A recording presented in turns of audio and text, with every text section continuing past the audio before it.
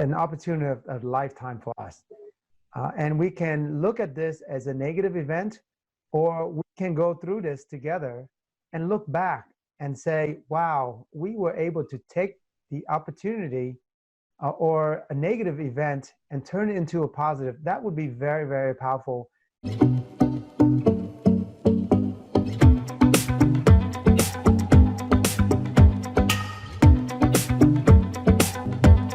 Welcome back to another edition of What the Foot. And due to precautionary measures being taken for COVID-19, my sidekick, Dustin, and I, we are practicing social distancing, which does not allow our regular format of the video. So we are doing this through video conferencing. Show must go on. We feel it's our duty to react to this pandemic, by continuing to educate our followers. And we want to start today. Basically a lot of doors right now to the outside world have been closed due to the COVID-19 pandemic, and it's probably brought a range of emotions for a lot of different people. It's changed the way we work. It's changed the way that we shop. It's changed the way that we interact with each other. Ultimately, it's changed the way that we live. So, I think it's extremely important that while some of those doors have closed to the outside world and changed a lot of things, that we do have one huge open opportunity that we'd like to talk about today, kind of an opportunity of a lifetime. And, we think, while a lot of things are out of our control right now, one thing that's always under our grasp is our personal fitness. So, this is a time where we could really pursue that avenue. Yeah, and I agree with you 100%. This is an opportunity of a lifetime for us. And we can look at this as a negative event, or we can go through this together and look back and say, wow, we were able to take the opportunity or a negative event and turn it into a positive. That would be very, very powerful. It's amazing transformation, or you will be amazed if you follow what our recommendation is for the next 21 days and see what you can accomplish and using this time effectively. And the reason why I brought this 21 days to our attention is it goes back into the 50s when there was a surgeon, a plastic surgeon, Dr. Maltz, back in the 50s. He started to notice a strange pattern among his patients. He's a plastic surgeon, so what he noticed is when he performed an operation like a nose job or whatever operation that he did, there's a pattern that about 21 days for his patient to get used to seeing their new self or accepting their new self and learning a new habit or creating a new routine for yourself to become an automatic event. It takes not only time and approximately 21 days, but also the self-image, how you see yourself as well. So Dr. Mott's work had led into the findings and the practicing of personal help big names that I personally read, such as Zig Ziglar, Brian Tracy, and Tony Robbins. They use this 21 days to their advantage, and they're encouraging their audience to act on something, decide on a habit, so that can help them, that will set in usually after day 21. So it takes at least 21 days to get into a habit. I think it's a very good opportunity right now for some tunnel vision. And the tunnel vision that we want to have is keep our mind on the goal of achieving personal fitness goals. A lot of the distractions in everyday life are currently eliminated, which I think makes it easier than ever to at least keep a good bit of our focus on a daily basis onto that goal. And for example, one thing that I think about quite often is, you start a workout 2 or 3 days into the workout, and then day 4, you abandon the workout, maybe you go shopping. I don't know, maybe maybe the kids want to go somewhere to a playground. I just feel like a lot of that right now is taken away. So just spinning off what you said, Stephen, about having 21 days to form a habit, I think we have the best opportunity by taking away a lot of the things that would normally knock us off that path. Yes, and we can choose to be distracted or we can choose to be focused. And it's so important now for us to be focused, because right now the TV is a distraction. For me, the kids are a distraction. So what I did is I make sure I set a scheduled time for them, so they won't be a distraction. I won't be a distraction for them. And also, there's a lot of negative news, and we tend to react. And sometimes react is not a good thing. Being proactive is even better. And so what I recommend my in-law, because they are glued to the TV or Facebook or YouTube, whatever it is, trying to get as much information as they can. But the reality is the news does not change so fast that it changes more than twice a day. So I agree that there is a need for us to keep up with the news, but I also recommended my in-law as well is to check the news twice a day. And probably a good time to do that would be around noontime and in the evening to see what's going on, what is new. So the evening news would be something that for us to catch up if there's any new progression. So now that we can stay focused. Let's break down, you say about allotting time out, and we could apply this to our busiest lives when we're doing everything. But I just want to break something down quick. I mean, you take a 24-hour day, and if you're getting the recommended 8 hours of sleep, you're down to 16 hours. If let's just say you're working from home and you're working a 10-hour day, you're down to 6 hours at that point. All right, and if you cut that in half, down to 3 for children, you're down to 3 hours that you still have. All it takes to perform, I think, to get a steady workout in, some people can get it in 20 minutes if they're full tilt. I mean, people can run 3 miles in 20 minutes, if they're in tip-top shape. But let's just say if you allot yourself an hour, and that gives you time for stretching and such. You're looking to budget an hour out of your day to get going on a workout plan, and you're taking out of that equation right now. Why we say now is the window. You're not, most people are not traveling to work every day and killing possibly an hour in a vehicle, sometimes as long as 2 hours, 3 hours if they have, a commute. So again, just so I'm kind of simplifying this, with those things cut out, it's hard. I mean, you could make an argument for 2 hours to work out, you know what I mean? But, there's definitely an hour in your day with fitting everything else in right now. If you budget accordingly, I think it's there for the taking with no excuses. Yeah.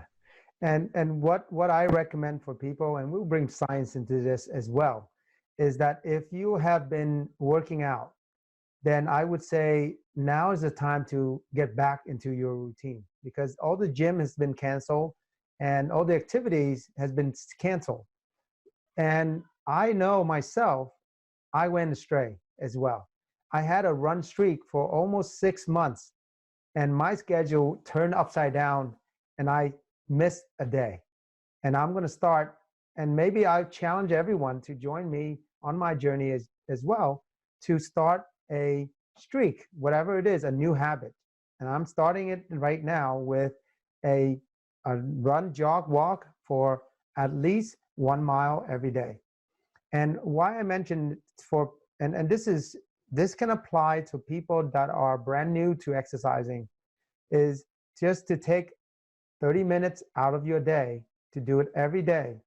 And that's how we create a new habit. Stephen, how do we get started as far as getting this plan in motion? I mean, are we getting a notebook out? Are we having 10 steps? Are we writing exercises down? Are we sticking to a strict diet? Help me out here. I guess as Dr. Active, what my recommendation is to work on a plan, and my recommendation is to work on a plan to be more active. Keep the wheel in motion, because we as a country and really the world has really taken a pause, and we want to get things back moving. We've been sitting around watching TV all this time, and now is the time for us to determine what we want to work on. Obviously, there's three main pillars of health and wellness that you can work on: the movement exercise pillar, or the rest, relaxation, mindfulness, that include meditation, and the third pillar, which is nutrition. So you can work on a nutrition goal at the same time. But what I recommend is pick one thing to work on. Do not pick more than one thing to work on, because this way you can stay focused, you can stay accountable, and the chance of success is very high. I think we just want to start out small and pick up momentum with each day. I think that's how a streak continues, by starting out with something that you could simply achieve and build upon. And I think the reason a lot of times that plans, or we talked about resolutions at one point, a lot of times they fail is we have big, elaborate, lofty expectations, but we really never get started on a path where we build momentum and continue to move forward each day. And that makes sense. And experience and science tell us that we will be distracted if we're focusing on too many goals. So what I recommend, as you mentioned before, it's a good idea to write down what we want to achieve. What I would recommend is write down what you want to do as your progressive goal, and a goal that you can continue to stay on when you achieve it, or when you did not achieve it, you still have that little gap that you're going to continue to work on, versus identify yourself as a failure. Like, no, within 1 month, I did not, I failed because I was not able to get to running 3 miles in 1 month. However, if you get to 1.5 or 2.5 miles, you only have that 1.5 miles to go, or half a mile to go. So then you just work on a little bit of more progression, and you will hit your target as well. Yeah, right away. And I think a good mindset to have is you're only as good as your last day. Really, when you're trying to achieve a goal, you can only measure yourself on what you achieved the day before, because you can't really measure yourself on the 6 days ahead. But every time you achieve one of those days, you could obviously measure your performance, and you move one step closer to achieving your goals. Actually, we created a Facebook group, and we invite everyone to join us on our journey. And this will be my new journey as I restart a new streak. And I invite everyone to join with me with a new habit. It doesn't have to be running, jogging. It could be relaxation. It could be learning how to meditate. And Jacob from Florida, a personal trainer and exercise physiologist, will join us and help us start a new habit. So we have a host of different things for you to choose from within this active wellness team. And that's the name of the group on Facebook. So invite you to search for this group on Facebook and join and share with us your journey, as we are sharing our journey with you as well. So the toughest period of time is the startup period, just the same as me go out and go start a run. I love running. However, that first 5-10 minutes of running is still tough for me every time. But why do I struggle through it and look toward the end? Because I know after that, I'm going to feel great, and I'm doing something great for my body as well. Not only for my body, but also for my mind. So that's what we recommend. So let me put it back to you, Dustin. What's your thought about starting a new habit? What's your self-analysis, and what are the things that you're thinking of that you can change for the positive for yourself? I mean, personally, I do, a lot of work with weights right now, on a normal basis. I'm in a habit doing that. I think one of the habits that I've actually already started, last week, is I'm going to do a little bit more running. Okay. And that's something I pursued in the past, and I'm doing fine. I've run, 3 out of the last 6 days. Starting out small. My first run was a run around the block, but it was enough to really, have that, I had a good, that feeling in my lungs, that kind of doing, the cardio feeling, you know what I mean? Like, you're kind of gassed, after a little bit. And I had that feeling. So I knew that I kind of achieved something there on day one. Right. What we want to do is we want you to get the wheel in motion again. And for you to know that there is a support system that is there for you. I'm talking about the series of videos here. I'm talking about the Active Wellness Team support on Facebook. And also to help support a habit, the one important component to this is to bring a friend, to have the accountability. For example, I will check up on Dustin tomorrow to see if he's still working on what he's working on. And I will invite him to come out and join us as well. Obviously, we'll practice social distancing as well during this difficult time, but we hope that we don't have to do that after 3 weeks or 4 weeks, so that we can share more or have more conversation during our run. And also to wrap it up is to set the goal and know that we are here to support you, whatever way you like, whether through video, send us comments, send us questions, or through Facebook. Interact with us, share your journey as we share our journey, because every time we share, we make it easier for ourselves, and we're making it easy for others as well, because we know that there are people like us out there. I'm no different from you are, and everybody there is strength in team, because team stand for together, everyone achieve more. And that's what we want. We want you to achieve more. Just if you're looking for inspiration right now, I can give you the best inspiration possible as it pertains to running. I do not like to run. I probably enjoy the conversations of a running partner the most, and I enjoy when the run is over the most. I'm never going to be caught dead saying that I enjoy running, and I'm just being transparent, but it's more of a motivator out there for a lot of folks that may feel the same way.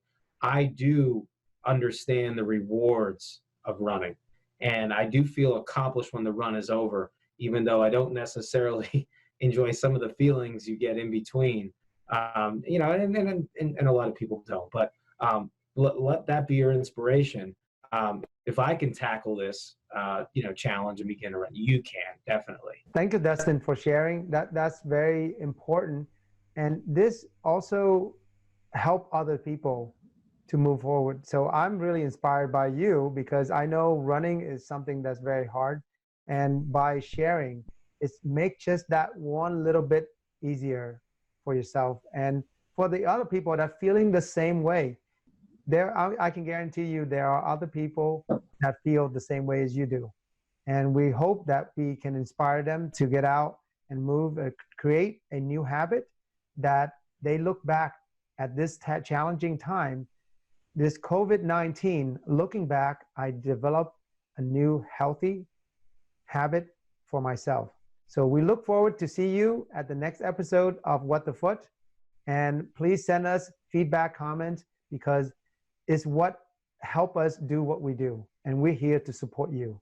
So thank you.